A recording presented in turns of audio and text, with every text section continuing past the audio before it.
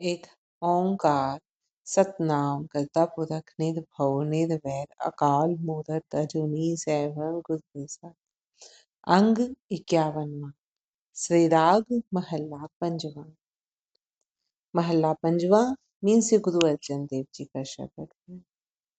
दुकृत सुकृत मंधे संसार सगलाना, दुहो ते रहत भगत है कोई विरला जाना। सारा संसार पाप कर्मों और पुण्य कर्मों के विचार में ही लगा हुआ है। आप खुद सोच कर देखो कि हम इसी में ही उलझे रह जाते हैं कि क्या करना चाहिए क्या नहीं करना चाहिए, क्या करने से पाप लगेगा क्या करने से पुण्य लगेगा। विचार ऐसा होना चाहिए कि हमारे कर्म ऐसे बन जाएं कि हमें ये सोचना विचारना ही ना पड़े, हमारा हर कर्म पर उपकार के लिए हो। तो पुण्य पुण्य की गिनती फिर वो परमात्मा आप ही कर लेगा। पाप पुण्य की बैलेंस शीट तो तैयार कर ही रहा है, लेकिन सारा संसार पुण्य कर्मों और पाप कर्मों के विचार में ही लगा हुआ है। परंतु परमात्मा की भक्ति करने वाला, जो परमात्मा की परम आत्मा की जो भक्ति करने वाला है, इन दोनों विचारों से वो ऊपर रहता है। वो इस विचार को अपने अंदर नहीं लाता कि क्या करने से पाप होगा और क्या करने से पुण्य होगा। वो परमात्मा को चाहता है, वो उसमें लीनता चाहता है, वो परमात्मा के संग बसता है अंदर, वो परमात्मा को कण कण में देखता है।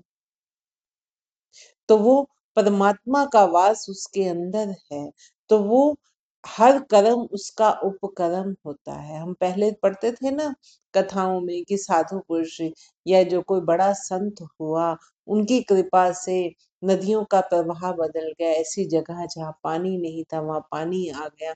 वो पर तपस्या करते होते थे ना,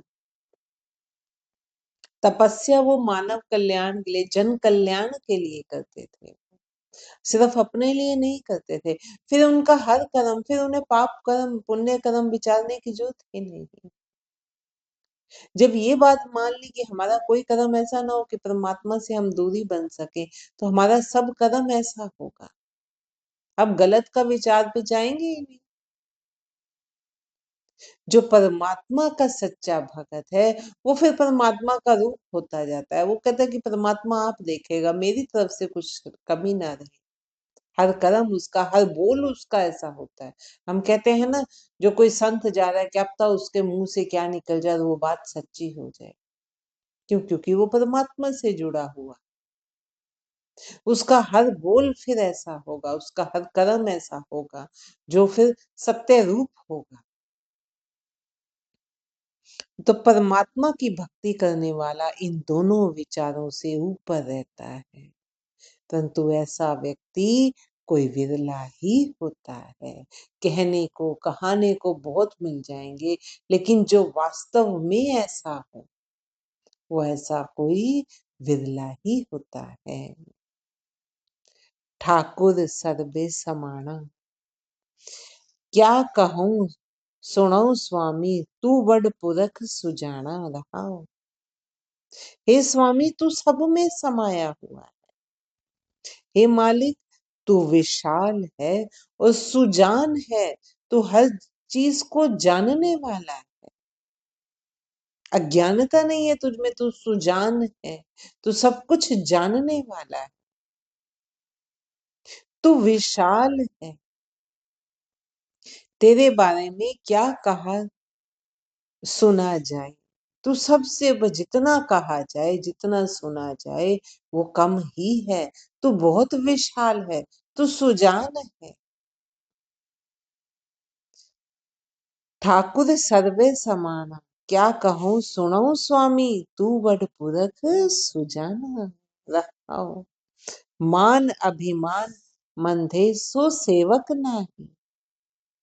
जो व्यक्ति मान एवं अभिमान के बीच में ही विचरण कर रहा है, जिसको इस बात की परवाह है कि मान हुआ कि नहीं हुआ, सम्मान मिला कि नहीं मिला, वह परमात्मा का सेवक नहीं है।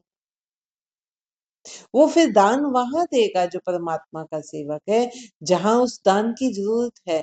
वो हम दान कैसे करते हैं कि अगर कोई देख रहा है तो हम बड़ी से बड़ी अपनी औकात से बढ़कर भी हम दान देंगे। जहां जितना नाम होगा हम उतना दान देंगे। जहां हमें कोई देख नहीं रहा ना, कोई ठंड में, कोई कड़कड़ाती ठंड में भी अगर कोई भिखारी मांग रहे हैं ना, हम सबसे छोटा सिक्का ढूंढेंगे, जिसका हमें दिख रहा है कि उसको असल में मुसीबत आई हुई है, उसको चाहिए।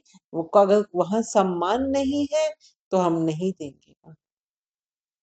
कड़वी है बट सच्चाई यही है। तो गुरु महाराज क्या कहते हैं, जो व्यक्ति मान और अभिमान के बीच में विचरण कर रहा है वह परमात्मा का सेवक नहीं है। तत्समदर्शी संत हो कोई कोट मंधाई। वास्तविकता को देखने वाला और समदर्शी, जो सबको समान भाव से देखता है, जो वास्तविकता को देख रहा, वास्तविकता को देखने वाला एवं समदर्शी रूप में हे संतों करोड़ों में कोई एक ही होता है। जो लोगों की सहायता करता है लेकिन छुपते अपना ऐसा नहीं करता कि लोगों को कि मुझे सम्मान प्राप्त हो, देखो मैंने ये किया, देखो मैंने ये किया। हम तो ऐसे ही किसी को एक सड़क पार भी करा देंगे ना मुसीबत में फंसे हुए, उसका भी 10 जगह गान करते हैं। जो समदर्शी है, जो समान भाव रखने वाला है, वो हे संतों वो करोड़ों में कोई एक ही होता है। कहन कहावन एहो कीरत करला, कथन कहनते मुक्ता गुरमुख कोई विरला। संसार में शोभा प्राप्त करने का रास्ता केवल कथन और वाचन ही बन गया है। ये संसार की रीत ही बन गई है। जो कहने वाला है, जो सुनाने वाला है, उसी का सम्मान होगा, उसी की ही शोभा होगी। कोई सच्चा संत मिल जाए, उसको कोई जानेगा पहचानेगा नहीं। जो कह कह कर कि अपना दर्शा दर्शा कर, जब से मीडिया आया है तो देखो कितने ही गुरु हो गए। जो गुरु सच्चा है, जो अपने मीडिया से और इन सब से जो दूर बना रहेगा, उसको कोई नहीं जानता, कोई मानता ही नहीं फिर उसको। संसार में शोभा प्राप्त करने का रास्ता केवल कथन वाचन ही बन गया है। जो कहने वाला है, जिसकी वाणी लच्छेदार है, जो दूसरों को लुभावनी लैंग्वेज है जिसकी, उसका मान सम्मान उसी को लोग, उसी को संसार मानता है। ये सच्चाई है आज की। वो अंदर से क्या है हम वो नहीं देखते। कितने बाबाओं को देखा, कितने साधु जो बने फिरते हैं, उनको हमने देखा अपने कुकर्मों के कारण वो फिर जेल की सजा भी काट रहे हैं, लेकिन उनका कथन वाचन अच्छा है, उनकी लच्छेदार वाणी है, तो वो संसार को मोहित कर ही रहे थे, मान सम्मान प्राप्त कर ही रहे थे। संसार में शोभा प्राप्त करने का रास्ता केवल कथन वाचन ही बन गया है, परंतु कथन वाचन से मुक्त गुरमुख कोई विरला ही है। जो कहने में विश्वास नहीं रखता, जो कथनी में विश्वास रखता है, जो गुरु की वाणी को मन में बसाने वाला है, आचरण को लाने वाला, आचरण में लाने वाला है गुरु की वाणी को, गुरु के वचनों को, ऐसा कोई विरला ही मिलता है। गत अविगत कछ नदर न आया, संतन की रेण नानक दान पाया। मुझे तो यह पता ही नहीं है कि मुक्ति अथवा ना मुक्ति क्या है। जो परमात्मा के रास्ते पर चल पड़ा, जिसने परमात्मा को सब कुछ मान लिया, वो फिर उसका ये विचार भी दूर हो जाता है कि मुक्ति क्या है और अमुक्ति क्या है। वो तो बस परमात्मा के बाजू पकड़ कर पीछे पीछे चलता रहता है। कि परमात्मा ही करने कराने वाला है, जो वही बुलवाने वाला है, वही उसी में ही समाया जाता है, जो वो फिर वो हो जाता है।